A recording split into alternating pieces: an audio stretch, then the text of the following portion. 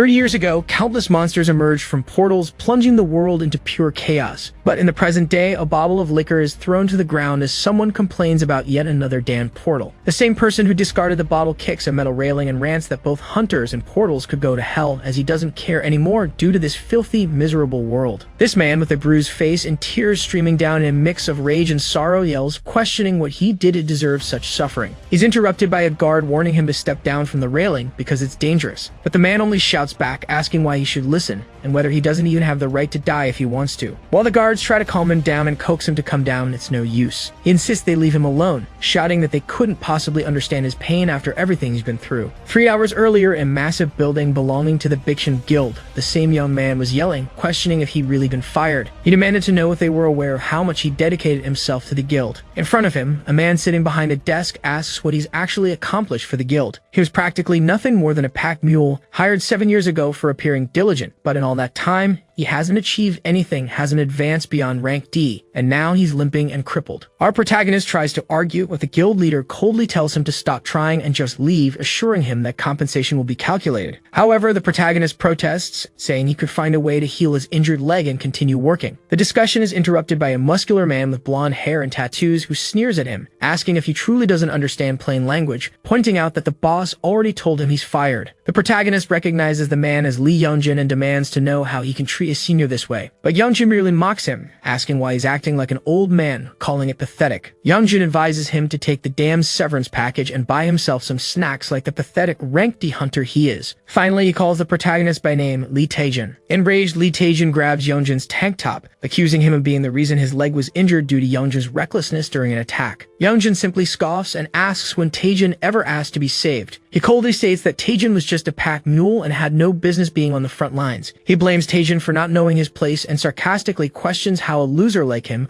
could have an S-rank ability. Referring to Taejin's skill, explosive growth, he mocks it as a bad joke, suggesting that Taejin's growth plates must be sealed. Unable to stand the insult, Taejin clenches his fist and tries to punch Youngjin, but his strike is effortlessly blocked by a small barrier that forms around Youngjin's hand. Youngjin warns Taejin to stay in his place before delivering a direct punch to his stomach, causing Taejin to spit out and fall to the ground. Grabbing Taejin by the collar, Youngjin tells him he's tired of Taejin acting superior just because he started a few years earlier, and says this is the perfect opportunity to see how tough Taejin really is. Youngjin begins punching him repeatedly in the face. In the background, the guild leader accuses Taejin of several crimes, a mere rank D challenging a rank C, disrespecting his superior, and worst of all, the crime of being Lee Taejin. Youngjin drops the battered Taejin to the ground, leaving him sprawled out. An envelope of money falls beside him as the leader thanks Taejin for driving his ass around for all those years, but informs him they'll never see each other again. Taejin can only cry as the scene shifts to nighttime. Now our protagonist exits a small store after purchasing a drink and heads to the bridge from the beginning of the story. He takes a sip,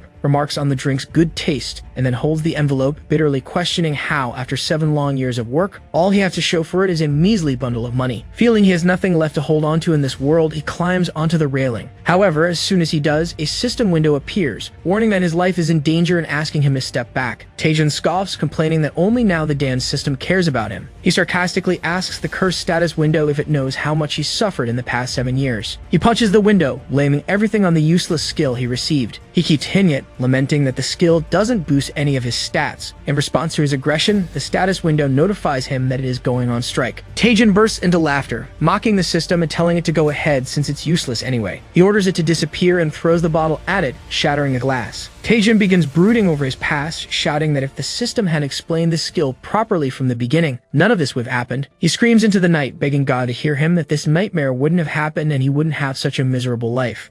The status window begins glitching, flickering with visual distortions, before finally notifying Taejin that his complaints have been received. We return to the present. Taejin argues with the authorities, urging him to step away from the edge, but as he shouts that they don't understand his suffering, he slips and falls. Looking up at the guards as he plummets, he wonders if this is really how it all ends. Surprisingly, he finds it almost comforting, thinking it might be for the best since there's no point in living in such a cruel world. But as he falls, the status window reappears, notifying him that the administrator has received his complaint and he will temporarily be transported to the administrator's server. Confused, Taejin glances down, seeing a massive surge of energy envelop him. Multiple windows appear, announcing an update to the status system. Finally, the status window turns golden, notifying him that the update is complete. Suddenly, Taejin wakes up to sunlight on his face and the sound of birds chirping. He places a hand on his head, complaining about the pain and wondering what kind of nonsense he had gotten into by drinking alone like an idiot the previous night. He promises himself that if he ever drinks again, he'll imitate a dog as punishment. But in a sudden flash of memory, he questions whether he had actually fallen the previous night and recalls seeing something about a status window update. However, he dismisses the idea, thinking it was just his imagination running wild. In any case, he's now an unemployed man, pondering what the hell he's going to do to make a living. He wonders if he should take up day labor, considering that joining another guild as a hunter will be nearly impossible for a while. As he mulls over his options, he's interrupted by a small hologram of a blonde, pointy-eared girl who asks if he's satisfied with the latest status window update. Naturally, Taejin is startled by the sudden appearance, stumbling backward and yelling, asking who she is. With an air of nonchalance, she introduces herself as Miri from the status window management department. Taejin questions whether any of this is real, asking if what happened the previous night wasn't just a dream. Miri quickly confirms that it was indeed real. She informs him that they reviewed his complaint about explosive growth and discovered, after an investigation, that his status window had been outdated, which caused it to malfunction. This revelation leaves Taejin stunned, and the lighthearted laugh at the end of her statement doesn't help. He demands to know how such a thing could happen. Miri explains that she can't disclose the reasons for security purposes, but assures him that the issue has been resolved. His status window is now fully functional, and he'll start evolving as intended. However, instead of feeling relieved, Taejin grows furious. He turns to her, shouting that all his efforts were in vain. Every bit of hard work and training over the years had been wasted because of a malfunctioning status window. Startled, Miri tries to calm him as he grabs her by the shoulders, his face contorted with rage. He asks if she wants to die for what she's done, demanding to know how she plans to compensate him for the 7 lost years. Terrified, Miri pleads for him to relax and assures him that she has restored all the attributes he should have had and even healed his injuries. Taejin lets go of her and examines his leg, moving it around. He realizes he no longer feels any pain, marveling that it's in perfect condition. He asks how she managed it. Miri offers to explain, but first mentions that for explosive growth to activate, a special trigger is required. She begins proposing a challenge to him. The scene shifts to the middle of the city, where green energy swirls in the sky. From it, tentacles emerge, followed by a massive creature spewing acid. The sight causes the crowd to scream, with people calling for the containment team. The creature, resembling a beholder with multiple faces, descends to the ground. In the midst of the panicking crowd, Taejin exclaims in disbelief, questioning if Miri is seriously sending him to his death. He insists he has no chance against such a monster, but Miri encourages him, expressing her faith in his abilities and reassuring him, almost too casually, that at worst, he'll just die. While Miri flashes him a thumbs up, Taejin stares at the creature, which opens up like a flower, releasing venomous spores. Such a creature would typically require at least a B-rank hunter, and even an experienced containment team would struggle against it. Taejin, hesitant, asks if defeating the monster would truly activate explosive growth as Miri claimed. She confidently confirms it. Still conflicted, he debates whether to trust her. Her sudden appearance and her absurd suggestion leave him incredulous. He concludes that his life is already a chain of unfortunate events and running away wouldn't change a thing. With nothing to lose, he decides to face it head-on, albeit hesitantly. He begins running toward the creature, passing by soldiers who try to stop him, warning him of the danger. Just as he closes in, the creature sprays acid on his arm. Taejin retaliates, delivering a direct kick that obliterates one of the creature's appendages. Instantly, a mission notification appears. A small step forward has been completed. The skill Fearless experience activates along with explosive growth. Taejin, astonished, questions how a single blow could damage a creature of this caliber.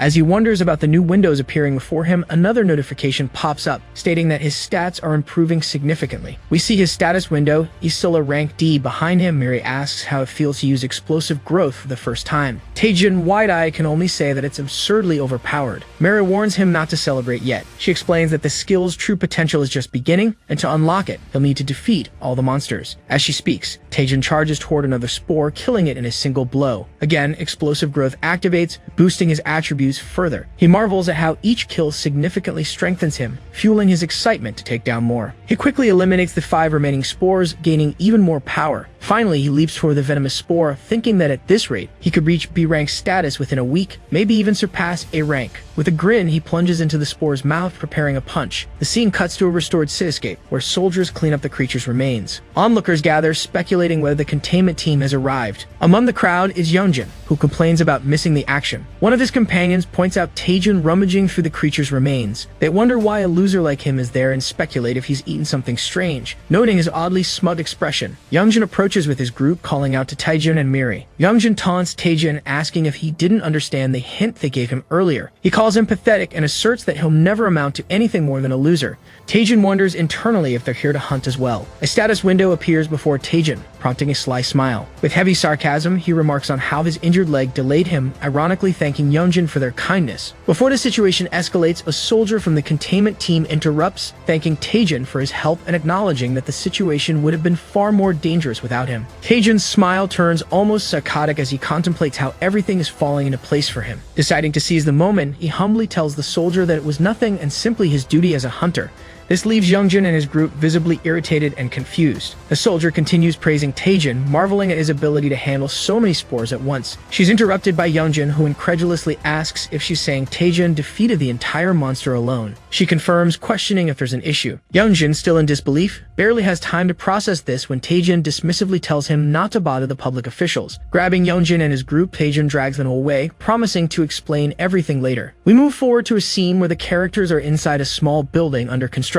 The blonde guy taunts the protagonist, demanding to know if he really defeated that creature on his own. He continues mocking, pointing out that the protagonist is just a rank D, questioning if he seriously believes such a feat is possible, and ordering him to answer. The protagonist remains silent, recalling an earlier moment when the status window informed him that he had encountered some very rude adventurers. It then gave him a mission to teach them a lesson in exchange for an A-rank skill. This memory had caused him to grin like a psychopath earlier, as he thought about the opportunity to gain a skill just by beating up these idiots. For him, it was like killing two birds with one stone. In the present, the protagonist suddenly drops to his knees on the floor, leaving Miri looking like a complete fool. Taejin, however, apologizes and asks if they wouldn't mind if he gave them a good beating. They stare at him in confusion, while Taejin casually explains that they might be confused, but since he's new to this sort of thing, he's not very good at sugarcoating his words. He asks one last time if they'd mind receiving a lesson. Youngjin's group is outraged. One of them, a massive bald guy, steps forward and questions if Taejin has lost his mind due to the heat, or if this is some sort of joke. He tells Taejin to stop spouting nonsense and reminds him that in this world, people who commit crimes must be punished. He punctuates this statement by striking Taejin's head, trying to push him downward. The protagonist calmly asks if he's serious about what he just said. Then he announces that since the bald man thinks this way, he'll be the one to punish him and that he should take it like he deserves. The bald man starts to question Taejin's statement, but before he can fully speak, Taejin lands a punch straight to his face. The impact is so devastating that it metaphorically restarts his Windows system, leaving the man sprawled on the ground. The rest of the group is left stunned, questioning if they're seeing things correctly, as the bald guy has collapsed all by himself. While they're still shocked, Taejin tells them to come at him one by one. Since they dared to intimidate a superior, he wants to see if they can handle even a single flick to the forehead. The group thinks he's delusional to believe they'd fall to such a ridiculous attack. They question why he seems so confident, asking if he hasn't already taken enough of a beating. As they approach, Taejin, who is preparing a flick, delivers it with such force to the bald guy's head that his face deforms and his nose sprays blood like ketchup. Then Taejin systematically takes down the rest of the group one flick at a time, breaking shields, disarming weapons, and knocking out several members. By the end, only Youngjin is left standing, furious and confused, asking if this is some kind of joke, that his team could fall to an attack like that. Taejin responds that it's no joke. He calls Youngjin by his name, his eyes glowing red, and asks if he still thinks this is funny. Youngjin is visibly disoriented, and Taejin explains that while he might let the others go, Youngjin specifically isn't going to escape. He states that a mere flick to the forehead isn't enough for someone like him and advises him to prepare himself. Youngjin, now enraged, declares that he's going to kill Taejin. He conjures ice spikes and mocks Taejin, stating that it seems like he's unlocked some sort of physical skill, but warns him not to get cocky over a single ability. Taejin, unfazed, looks at him and casually asks when he learned the ice missile skill. Right at that moment, the status window pops up, announcing that Taejin has acquired a new skill. Taejin grins and thanks the status window for its perfect timing. Raising his hand to the sky, he conjures a massive fireball and a Dragon Ball-style display of power. Taejin smirks at Youngjin, informing him that he also has a new skill and is eager to test it out. This is no ordinary fireball. It's an A-rank fireball, significantly stronger than a standard fireball and capable of reducing healing effects upon impact. Taejin asks Youngjin what he thinks of it, as the blonde guy stares in stunned disbelief. His ice spikes melt under the fireball's intense heat, and he wonders if it's even a real fireball. Taejin admits that he just learned the skill and isn't sure if he can fully control its power yet, mockingly advising Youngjin to be careful before launching it at him. Youngjin began to be consumed by the enormous flaming ball, his thoughts overwhelmed by how unbearably hot it was. In the end, a massive explosion shook the area, creating a fissure in the building and leaving Youngjin sprawled on the ground. His body was dried out, his clothes scorched, and his hair split in half and burned to a crisp. The blonde guy, barely conscious, wonders what just happened and how he's still alive. Our protagonist mocks him for wetting his pants, adding that even in desperation, he shouldn't collapse to the ground in such a pitiful manner. Taejin walks closer to him and warns him to stop picking on guild members, instructing him to be nice from now on. Youngjin apologizes profusely, admitting that he understands. He calls Taejin senior and promises never to bully anyone again. However, our protagonist smirks and reminds him that there's still one flick left to deliver. Placing his hand close to the blonde guy's forehead, he smiles mischievously, ready to finish what he started. Mari looks at our protagonist collapsed near the bed and tells him to wake up, saying it's time for him to head to the dungeon. She explains that after using too much power, he passed out from exhaustion and remained immobile for 3 days. She wonders aloud if he'll be able to overcome this crisis, breaking the fourth wall and looking at us, while Taejin tells her to shut up. He groans about being in pain, running a fever, and asks if she could just keep quiet. She realizes he's finally awake, and he explains that he pushed his mana to the limit, which is what happens when he's reckless. He got too excited about becoming strong so quickly, but now he needs to focus on improving his mana. Miri asks if he really needs that, considering his incredible growth so far. He confirms that it's precisely because of that growth that he needs to increase his mana. All of his stats have improved except his mana, and if he continues hunting without addressing this, he'll faint again. He also points out that his fireball skill consumes twice as much mana, so either way, he has to boost his mana. Mary nods, saying she understands, and asks if there's a way to increase just mana. He responds that there's a perfect place for that, just as the status window pops up, notifying him that 8 hours and 30 minutes remain until his recovery. We fast forward to the next day, where an enormous tower reaching up to the sky comes into view. Its name is Training Tower. Taejin approaches it with Mary, who asks him what the giant tower is. He explains that it's the best place to train mana quickly, and that it's a beginner's dungeon. She looks puzzled and asks why, if it's so well known and effective, they're the only ones there. He explains that in the past, it was a popular spot, but it's fallen out of fashion nowadays. As they talk, an old man approaches, calling out to his grandmother and asking if she's really returned. This confuses our protagonist, who wonders what's going on with him. Taejin approaches and states that he wants to do the tower's training mission, but the old man mishears and says something about not eating fast food, directing it to his grandmother.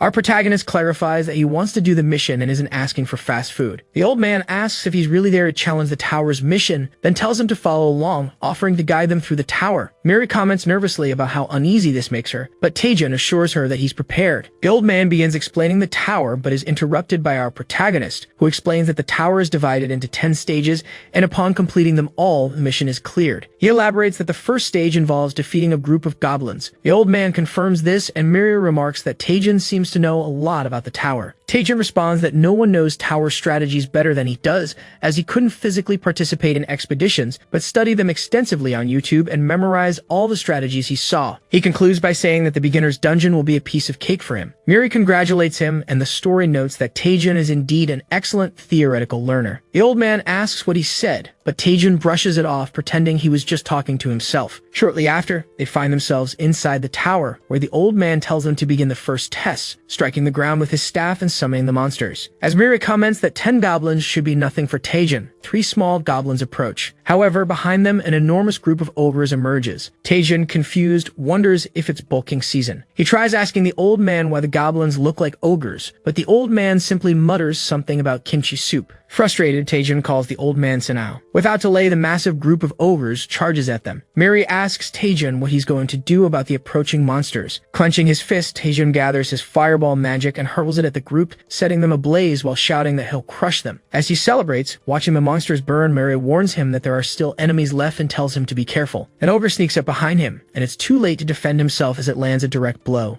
Fortunately, he blocks it and counters by using the staff for leverage, launching himself into the air and landing a direct kick to the ogre's face, challenging it to show what it's got. With just one kick, the ogre collapses. The status window pops up, notifying him that the first stage has been cleared perfectly, and that, thanks to explosive growth, his experience has increased significantly. The old man laughs and congratulates Taejin on clearing the first floor so quickly, commenting that it looked too easy. Taejin, trying to suppress his rage, says it wasn't easy at all and was much harder than he expected. The old man ignores him and instructs them to proceed to the next stage, further infuriating Taejin, who feels an increasing urge to attack attack the old man. From that point, our protagonist explains that the dungeon was completely different from what he had anticipated, with monsters far stronger than usual, overwhelming numbers, and absurdly higher levels of physical and mental difficulty. He finally understood why no one came here anymore, not because they almost died at the start, but because this place was utterly impossible to clear for beginners. It was hell itself. We see our protagonist going through numerous test stages, and in the end, as he screams for mercy, Miri calls out to him. He kneels at the final stage of the tower, facing an enormous creature. In front of him stands the final boss, a massive three-headed dog with golden chains around its neck and reddish fur. This is the Hellhound, level 90 rank S. Our protagonist thinks back to the forest, where he once thought of hellhounds as merely mean dogs. But this was on an entirely different level than anything he'd encountered before. He mutters that they should just give up on the reward already, admitting he couldn't defeat this thing even if he died and came back to life. Worse still, he's out of mana. However, a hidden mission suddenly appears, instructing him to heal the senile NPC. It explains that the NPC is causing disorder in the dungeon, and restoring his health would bring the dungeon back under control. Our protagonist wonders how he hadn't thought of this earlier, and recalls that the entire tower was constructed using the old man's mana. Since the old man can't control his own mana, the monsters are running rampant. If you could just restore the old man to normal, he could complete the dungeon. Miri asks if he's come up with a plan, and he confirms he has, though he's not sure it'll work. He starts running toward the old man while recalling something he heard before. When a powerful mage loses control of their mana, they lose their mind due to an overload of magical energy. At that point, they can barely think. The old man's mind is like a massive tangle of mana threads. Our protagonist rushes behind the old man while Miri shouts, asking what he's doing. Grabbing the old man's head, he prepares for action. In a swift motion, he starts massaging the old man's head, relaxing him into nirvana. Our protagonist thinks that at first glance, this might just look like a massage, but in reality, he's redirecting the scattered mana back into its proper pattern in the old man's mind. He assures himself that somehow,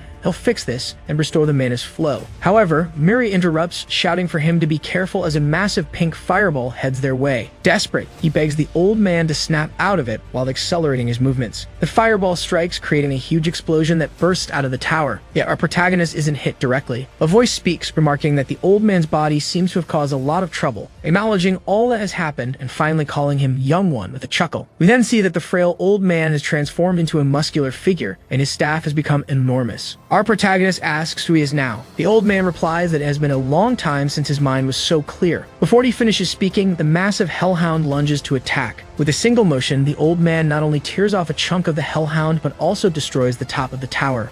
Finally, he thanks our protagonist, calling him a benefactor and saying that if he has any wish, he need only say the word. The status window appears, notifying that the hidden mission has been completed and a reward has been granted. We move forward a bit to the old man doing squats with the staff on his back. Reaching the 100th, he throws the staff against the ground, breaking the floor while saying that high-intensity training is preparing for moments of intense mana usage. He then starts showing off bodybuilding poses, claiming that this is precisely what made him an archmage. He is the archmage Elkeroid who asked our protagonist if he can feel the mana radiating from his muscles, telling him to touch them if he wants to. Our protagonist refuses, saying he didn't need to, but the old man says that this type of power is not unnecessary and adds that he hasn't heard what he wanted yet and that anything is valid. Taejun informs him that he has little mana and hopes that the archmage can increase it. His limit is 200. Elkeroid says it wouldn't be difficult for him, talking about the body mana technique, mana accumulation technique. He punches the poor guy directly in the stomach, and at that moment, the protagonist starts screaming with light coming out of his eyes and mouth. The status window informs that his mana has been increased by 300, now totaling 500 points. He starts coughing, complaining that he almost died from that. The old man informs him that from what he sees, the problem is not his mana, but his use of the fireball, as he uses too much mana to cast it. Even though the fireball is a basic ability, it is far beyond that, and it's consuming a lot of mana. But he reassures Taejun that he shouldn't worry, as he would help him recreate the fireball. We move forward a little in time outside of this tower, and we're in a building in the middle of the city. We hear someone calling for Taejun, a red-haired girl named Lee Shenao, a rank hunter from the Myth Guild. Miri, impressed, asks if the protagonist knows the girl, and he replies that she is just an old friend from the hunter training institution. Miri is even more impressed, asking if he really has friends and even a friend. This leaves him irritated, and he questions whether he really looks that miserable in her eyes. She simply asks why she called him. Taejun confirms that he called her to test the new fireball technique he learned from the old man and says that the guild's scene is part of myth has the largest training center in the country. He adds that the old fireball could easily destroy a building, but the current one is even more dangerous, so he needs a safe area to use it. Cian understands and says that he has more connections than she expected. She approaches, asking what he was saying, but he just says that he didn't say anything, nervously laughing. We move forward to inside the location, with Cian asking how he has been since they hadn't seen each other in a long time. He says he's just been fulfilling his duties as a hunter.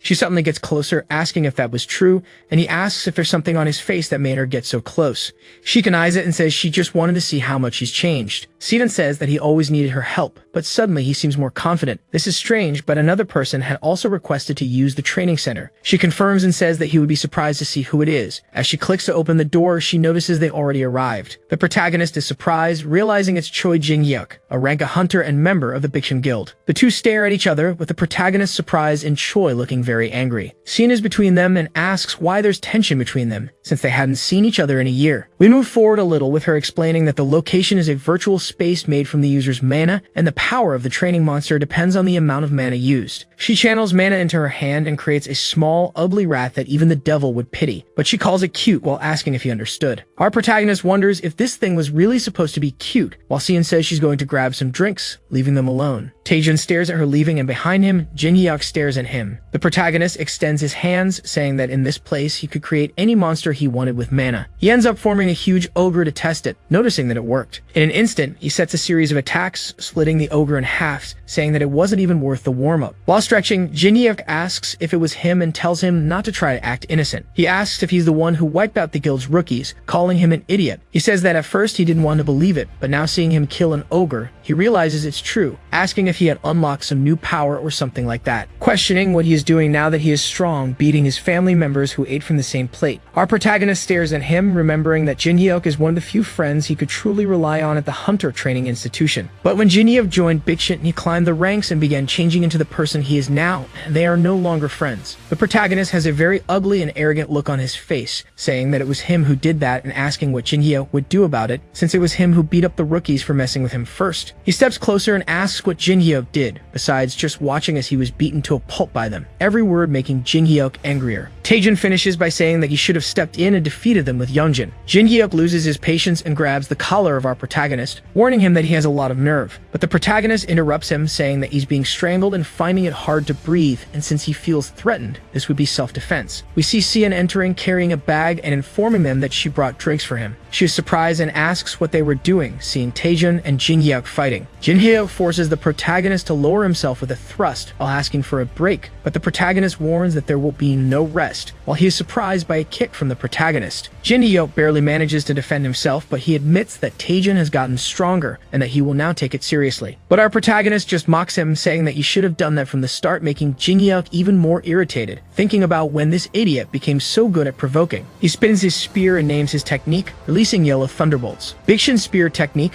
first form, Spear of Thunder, surrounding the spears with yellow energy. Cian shouts, asking if Jin-hyuk has lost his mind, pulling out the Thunder Spear in the training center. Our protagonist, as he already knew Jin-hyuk would use this technique, with Miri by his side, surprised and scared, while the protagonist warns that he's going all out as well. Cian and Miri are shocked as he prepares himself, and the crazy guy simply releases a blue fire Kamehameha towards Jin-hyuk. This is the fireball of the rank as Archmage, which also applies a healing reduction on the target, and it was learned from Elkroyd. It leaves Jin-hyuk stunned, wondering if this is really a beam of pure energy. Jin-hyuk complains about the amount of magical power and says he wouldn't be able to block it, but suddenly a figure stepped in front of him, drawing a sword and cutting the energy in half, dissipating it completely, leaving everyone stunned. Our protagonist asks who he is, and Cian shouts that it's the vice president of the Myth Guild, Cha Soo-hyun, a rank as hunter. Soo-hyun states that this fireball isn't ordinary and warns that using such a powerful skill on a teammate could have caused a serious accident. Our protagonist simply says that he's a bit out of energy because this was his first time using it. Jin-hyuk thinks that, although it was an unexpected situation, it turned out well, and the best part is that Taejun was in trouble. Finally, with a terrifying aura, Soo-hyun stares at our protagonist and calls him. After approaching with a smile, he asks if our protagonist would like to join his guild, while shaking his hand. Jin-hyuk is indignant, thinking that the vice president of the Myth Guild, one of the few rank as hunters in the country, is offering a proposal to Taejin. Soohyun states that he had never encountered a fireball with such power before, and someone who takes basic skills to the maximum would be a great asset to their guild. He asks once more if Taejin would like to join them. Our protagonist smiles while thinking that to receive a proposal out of nowhere, he must have been recognized, and Myth is one of the 4 largest guilds in Korea. The 4 guilds are Hongik, Myth, Longwon, and Cheonyin. If he joined, it would be a huge benefit. Taejin speaks aloud to the vice president, who listens, saying that a hunter must consistently train to surpass their limits. Soohyun questions this training, and our protagonist states that he promised to duel a colleague to test his limits, while Jinhyuk denies, asking when he promised to duel. But he is interrupted by our protagonist, who says that during his training with Hunter Jinhyuk, he realized that Jinhyuk is a mountain he still cannot surpass, and because of this, he couldn't join the guild since there are still many mountains to overcome before that. Jinhyuk claims he's crazy and tries to warn about the fight, but the vice president simply starts laughing, saying that nothing is more essential than training for a hunter, and that he liked Taejin's spirit. He finishes by asking what his name and rank are. The protagonist states that he is a rank D hunter, and his name is Lee Taejin. Soohyun says that a talent like him being rank D is a huge waste, and finishes by saying he will make an effort for him. We move forward a bit in time with the protagonist explaining that he received a letter of recommendation from Soohyun to participate in the rank B evaluation in a month. At first he was hesitant, but the higher a hunter's rank,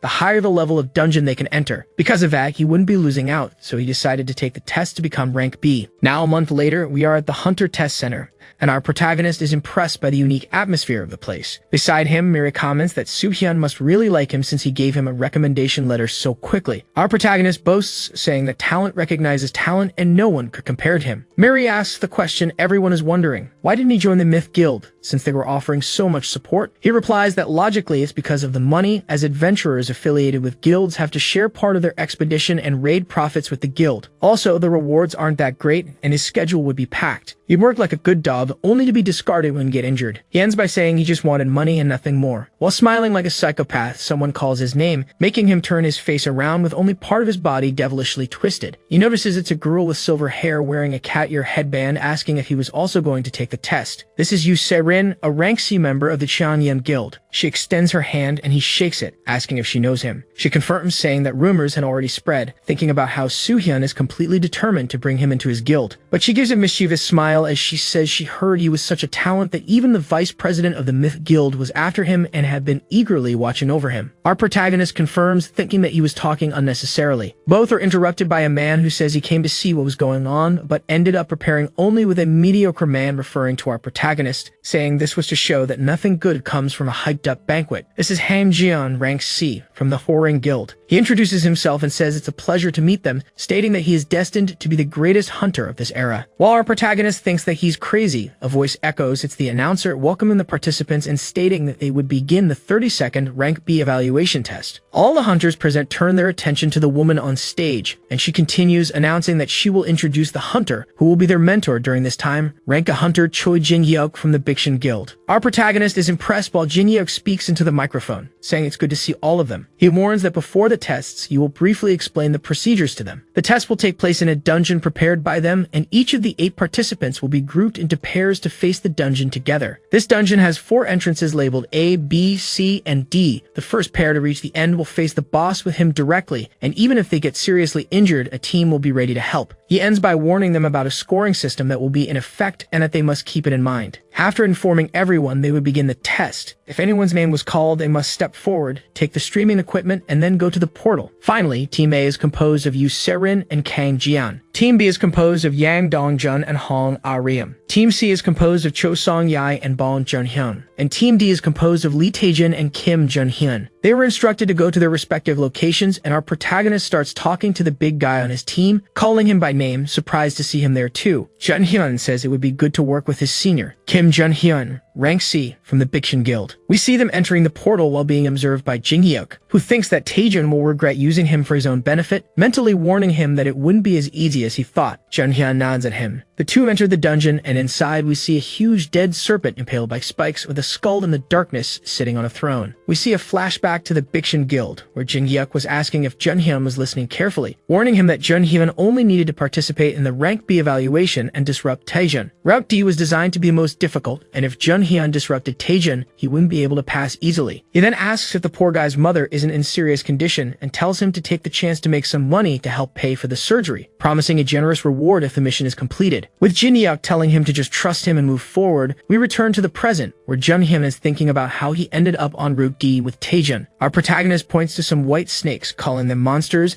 and with one swift punch, the 3 snakes have their heads crushed. He wonders why they're so weak and why they gave so little experience. Junhyun is confused by the protagonist's strength and the fact that his explosive growth ability is active, but only increases experience by a small amount.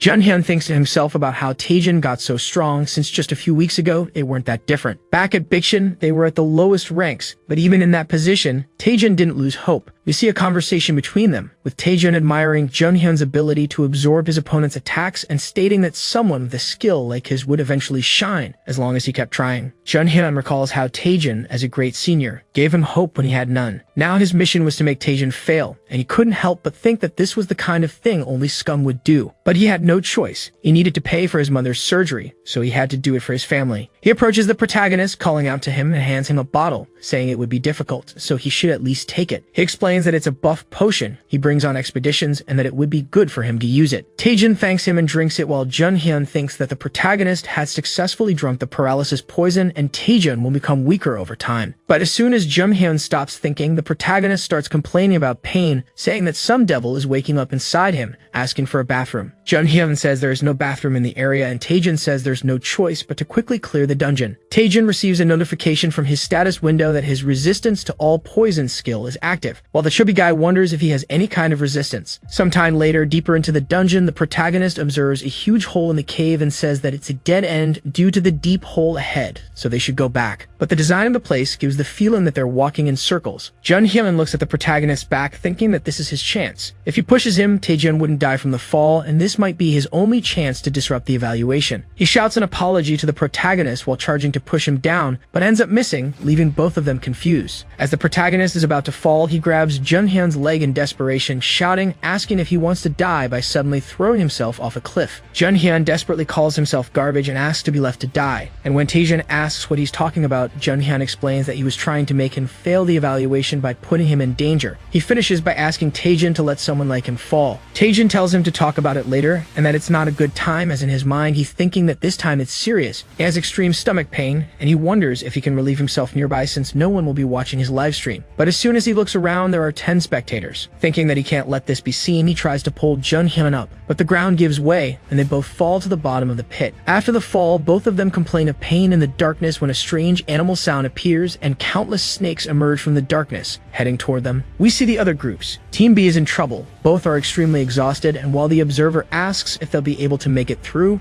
Hong Arium starts screaming for her mother, asking to leave. With her resignation, Team B is eliminated, while poor Yang Dong-jun is left behind, asking for help. Meanwhile, in Team C, they're fighting each other, almost leading to their elimination. Then the last one left is Team A. The observer asks if they'll be able to make it through as we see Yu Serin speaking to the camera, announcing that they will defeat the 1,000-year-old white snakes. As soon as she says she's ready, she looks back to see Kang Jian charging at the snakes, shouting "Aura, aura, aura, aura" like Jotaro. She gets scared because he's doing everything by himself, while Kang says this evaluation will get him noticed by his boss, and he won't let this chance slip. She complains that he wants all the spotlight for himself, but she won't let that happen. Raising her hand, she uses her freezing wind skill, freezing many snakes as they are hit. She shouts that she won't be a secondary character. She will be the main character of this test. Team A advances in the test, meeting the expectations as the potential of the 4 major guilds, and they are the first to enter the boss room. They arrive in front of the Jingyuk, who congratulates them for making it this far and says he will lead them to the boss. Yu Serin asks if Taejin hasn't arrived yet, and Jingyuk responds that since Team D doesn't have a livestream, they've probably been eliminated. Kang says he told them Taejin wasn't much, but Yu Serin simply says she had high expectations from a direct recommendation from Soohyun. Jinhyuk asks them to follow him to the boss room, hiding a malicious smile. They enter the boss room, and Jinhyuk thinks about how disappointed Soohyun would be if he found out about this. But all three are stunned by the sight of a huge serpent, impaled by spikes,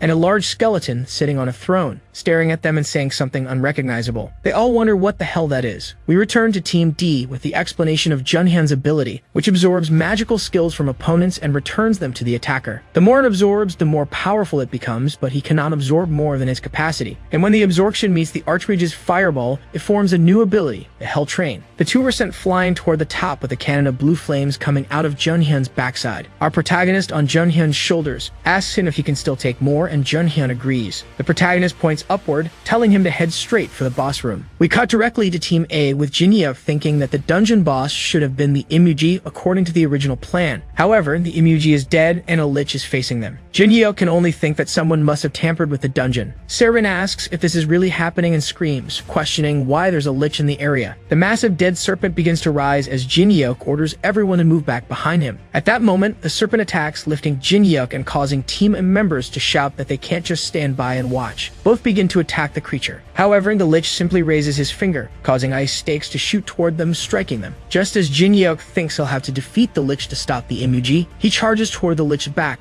only to be held down by the serpent's tail, immobilized. While thinking that he's been careless, he questions if he's really going to die so easily, without even being able to say his last words to Sena. However, his thoughts and the snake's attack are interrupted by the two clumsy ones, who hit the snake's head with the Hell Train, leaving Jinhyuk staring at them confused. Taejun and Junhyun celebrate for reaching the boss room, while Jinyeok thinks that he's happy to be alive, but that's not important right now. He stares at the two clumsy ones, calling out to them and warning them to stay away from the Imuji. While dodging a direct strike from the serpent, the protagonist asks if a lich alongside an Imuji isn't too much for a rank B test. Jinyeok replies that apparently someone interfered with the evaluation, and maybe someone wanted one of them to fail. He adds that it's probably someone who can control the guilds, or maybe even someone connected to other guilds. The protagonist says he understands and points at the serpent and the lich, asking if they just need to defeat them. The stressed out Jinyeok confirms and says that he really doesn't want to work with the protagonist. The two agree it's only temporary while they move forward. Jinyeok warns them to be careful while shouting and using his spear to slice through the spikes flying toward him. Taejun assures that he's not distracted and launches another fire Kamehameha against the spikes, eventually hitting the snake's head. Finally, at his side, Jinyeok thrusts his spears forward and initiates the second form of the divine spear technique, slashing at the Imuji from multiple angles simultaneously. With the help of Team A, Seren unleashes freezing energy into Kang's hands, and he charges toward the seemingly defenseless lich. Kang makes sure not to miss this opportunity, advancing with a direct punch that pierces the lich. The protagonist doesn't waste time, thrusting a burning flame into Junhyun's mouth, launching the Hell Train at the lich again. They all celebrate its defeat, while the lich remains frozen, but suddenly, they are surprised to see it return to its original state, as if nothing had happened. While reciting unpronounceable words, bones rise from the ground like spikes, piercing all of them in various places. Everyone is wounded by the surprise attack, as Taejun thinks that even though the lich is strong, it shouldn't be immune to damage. He wonders what he might be missing, since he doesn't know enough about liches.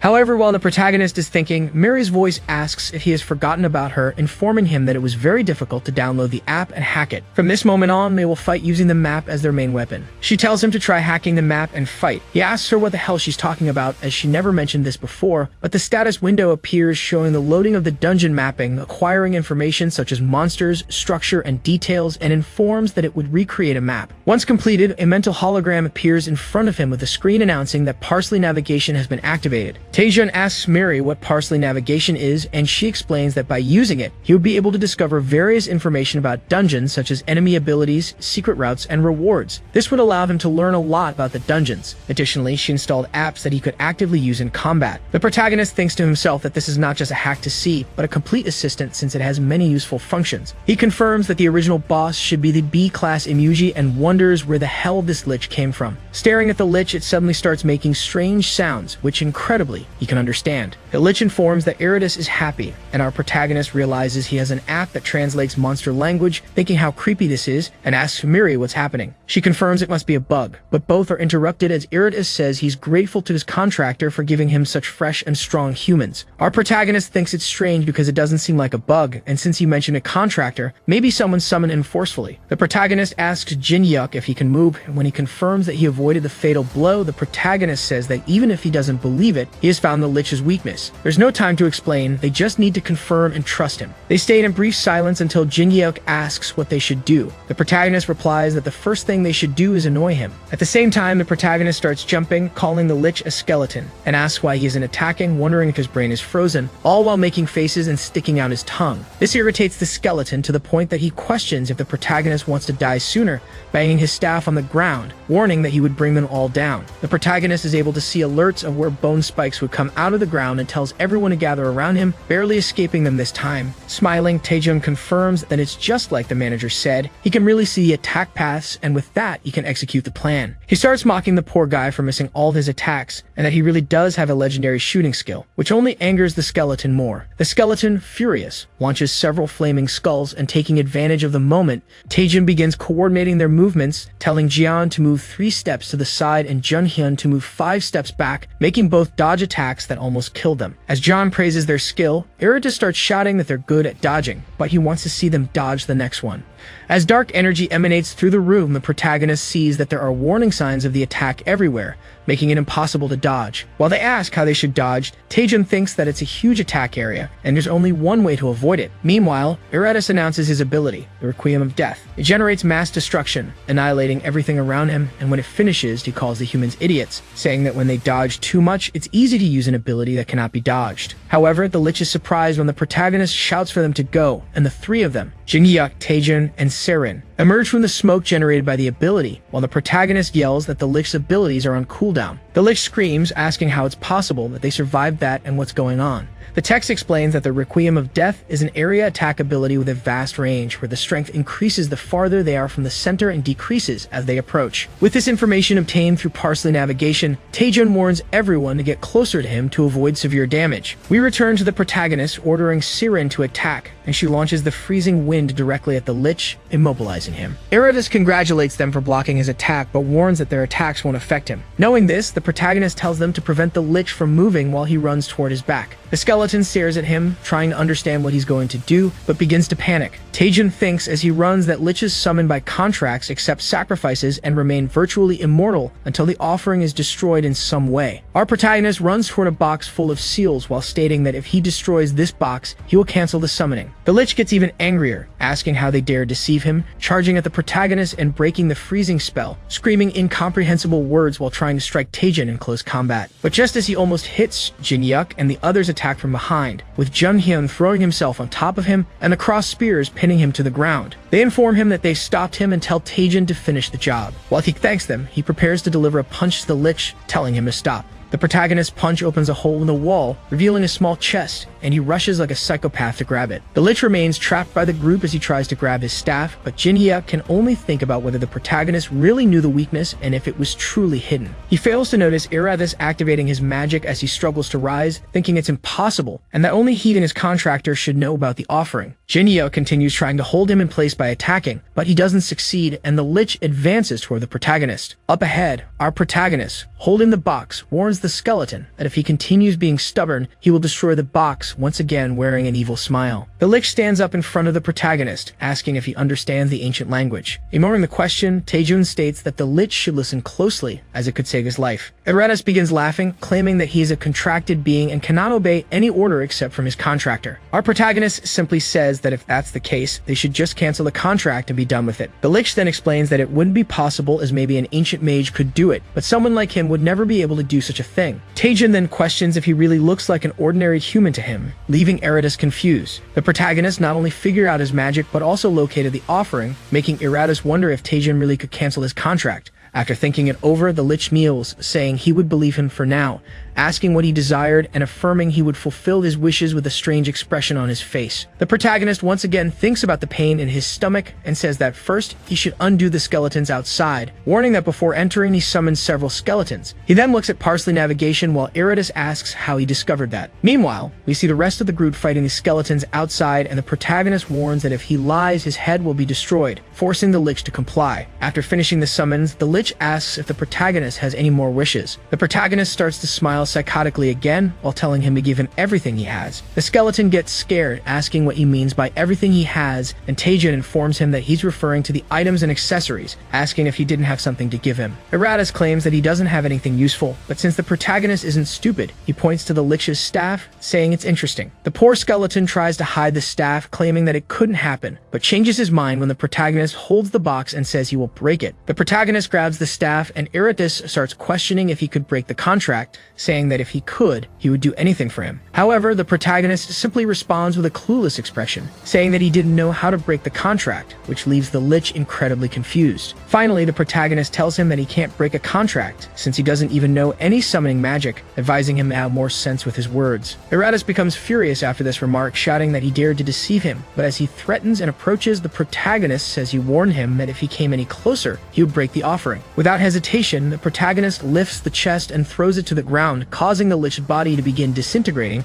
as he mutters complaints. In the end, he disappears, saying he was so close to returning. The protagonist and Miri can only comment that even in death, Eratus left in style. The protagonist then kneels, picking up a rotten finger from the ground and asking if that was really the offering, noting it seemed quite important since it summoned such a powerful being. Mary asks who could have summoned the Lich, and Taejin says it doesn't matter since he got a great item from it. But Mary points out that there is still another item, indicating a small octahedron on the ground. Taejin approaches to inquire about other items, picking it up to examine it. Noticing he can't figure it out, he just says it must be expensive since it fell from the skull. However, he is interrupted by the rest of the group running inside, asking if he's alright, and he hides the staff in the status window. Jin Hyuk takes the lead, asking if he really managed to defeat the Lich alone. The protagonist confirms, saying that the Lich appeared without leaving a trace. Jin, who is accompanying Jin Hyuk, admits that even though he hates to admit it, our protagonist is a very strong hunter, just like Sirin and Jung Hyun, who agreed with John. While they were celebrating in the back, Jin Hyuk approached our protagonist to speak directly with him, apologizing for poisoning him and causing him to be pushed into the pit. He explained that Jun Hyun had only done that because he had ordered him to. To compliment his apology, he admitted that he wasn't sure why he had done all of that to Taejin, and most importantly, he didn't know how they had lost their friendship and drifted apart. However, he said he thought it might be because he didn't like the fact that our protagonist had worked so hard without having talent and never seemed to progress, but he sincerely felt sorry and offered a heartfelt apology to our protagonist. However, the protagonist began to mock him, saying that next time he should make it a little more obvious, as he hadn't noticed Jun Hyun's failed attempts until now. He especially laughed at the fact that Jin Hyuk thought you would fall for something so common. Finally, he joked that Jin Hyuk must have hit his head to think something like that. Before Jin Hyuk could even question him, Taejin told him to forget about those things and simply celebrate becoming a Class B by eating something later. The Hothed agreed and asked Taejin what he wanted to eat, saying he'd figure out a way to get it. Of course, our protagonist wanted that perfectly cooked Korean steak, but cutting the subject short, the Hothed whispered in the protagonist's ear, asking if he, by any chance, liked Lee Shana. The look of disgust on the protagonist's face was priceless. Along with that face, he started laughing at Jin Hyuk and pointing at him. The blushing Hothed simply told him to shut up and stop making that stupid face. While they were arguing in the back, Jun Hyun informed everyone that the gate had opened and they could now leave, especially since Jun was eager to have a grand meal to celebrate. After they all crossed the greenish portal, they were met by two people who confirmed that everyone had returned safely and congratulated them on progressing to Class B. The two people were Siu Yanhua, a blue-haired woman with a strange aura from the Clear Sky Guild, and Mata Payam,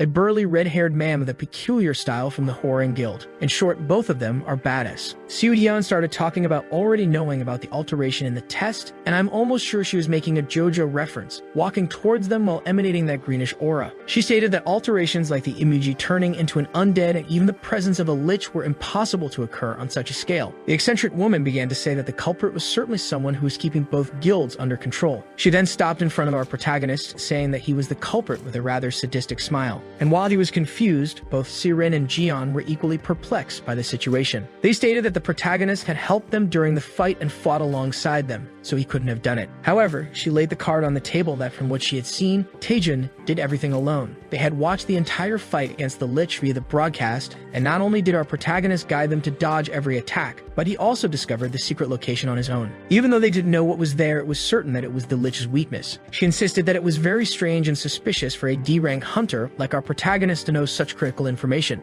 As she mentioned these facts, everyone started questioning whether it was actually a possibility. Siu Dian was the most insistent, asking the protagonist once again if he really knew the Lich would appear. She said this almost as both a threat and a statement. However, we see that our protagonist was so scared he couldn't even pass an atom, his face frozen in a strange expression, thinking he had absolutely no idea this was going to happen. But he didn't even have time to say anything as Mate approached, asking why the protagonist was hesitating so much and declaring that if he didn't answer quickly, he would crush him right there. The protagonist only grew more fearful, wondering if this lunatic was really thinking about killing him. But he knew he had to stay calm and think of a way to clarify the situation since, whether he liked it or not, he really did look suspicious. While he recapped everything that had happened so far, the Lich, the sacrifice, and the contractor, he reached a conclusion and asked everyone to wait a moment and listen to him. He activated his actor mode once again, saying that ever since he was a child, his dream was to become a necromancer, leaving the two guild members speechless. He continued his fantastic performance, saying that since childhood he had studied and learned all the characteristics and abilities of the undead as well as their weaknesses. He pointed his finger directly at the investigators, saying that it was precisely because of this knowledge that he was able to deduce the Lich's weakness was hidden somewhere. But the woman simply asked if he really thought she would believe such a poor lie. If she didn't believe him, he said she should see his trump card. He pulled out the finger used in the sacrifice that had been inside a sarcophagus. That finger meant that someone had made a contract with the Lich, and that it wasn't a monster deliberately placed in the test. Someone had placed it there through a contract to manipulate the exam. And Taejin dropped a bombshell, a very solid argument. Since the Lich could never disobey the orders of its contractor, it meant neither he nor his companions could have been behind the incident. Seo-hyun pointed out that if it really was the protagonist who had manipulated the exam, there would be no reason for him to protect his companions. The red-haired man simply asked who it could be, since it wasn't the protagonist, wondering if it might be someone from the Dark Magic Guild. But Taejin was certain of one thing: the culprit was still inside the area, and shouted loudly for everyone to check the hands of the people present. While everyone searched for the culprit, a man in the middle of the crowd began running desperately, trying to escape. As he passed through the crowd, everyone was sure that he was the culprit and the owner of the finger.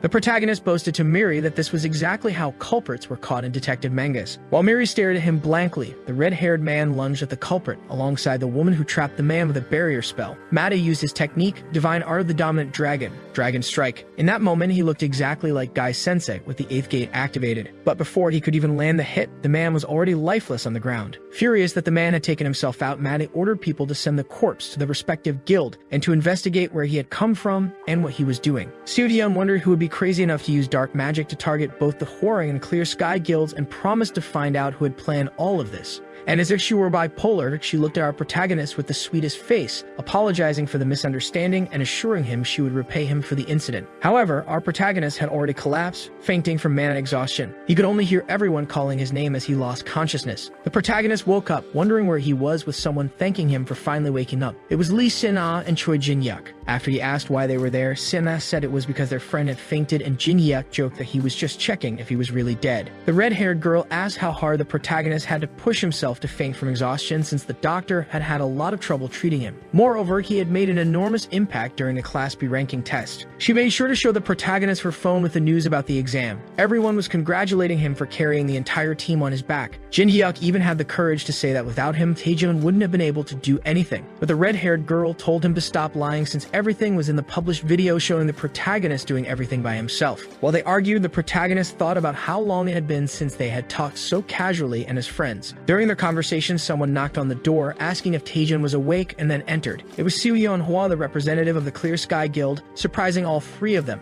She informed them that the hospital they were in was managed by her. When the protagonist had fainted, they had brought him there since the hospital was under the guild's management, and he could rest easy since she owed him a debt. That debt was specifically because he had saved a precious member of her guild, Yu Se-rin. She started speaking in a somewhat strange way, saying she never thought she'd see Se-rin again, which already made hearts ache at the thought of what could have happened. Then she leaned on the protagonist's bed and asked what he wanted, saying she would do anything he asked. And that was very strange, to say the least. Was she trying to seduce our protagonist? The protagonist says he's not sure what to ask for since he can't think of anything, and while he's speaking, Jin-hyuk, unlike our very Sigma protagonist, turns completely red witnessing this seduction. Yin states that there's plenty of time and he doesn't need to decide so quickly. She'll be waiting in the office on the top floor whenever he has a request. As soon as she left the room, Sienna immediately hugged him, congratulating him on improving so much, while Jin-hyuk couldn't believe it, calling him lucky. The redhead says it feels like just yesterday she was watching our protagonist getting lost in dungeons and struggling against weak creatures, and now he's become so much better. After finishing the hug, she asks if he's already decided, and just like before, he still hadn't thought of anything he really wanted, since he's unsure about what to ask for. Xiana explains that they're talking about the vice leader of a guild, so he could ask her for something related to magic without any problem, as that's basic for her. But she warns that at this moment, what matters most to Taejin is rest, so he could think about it later.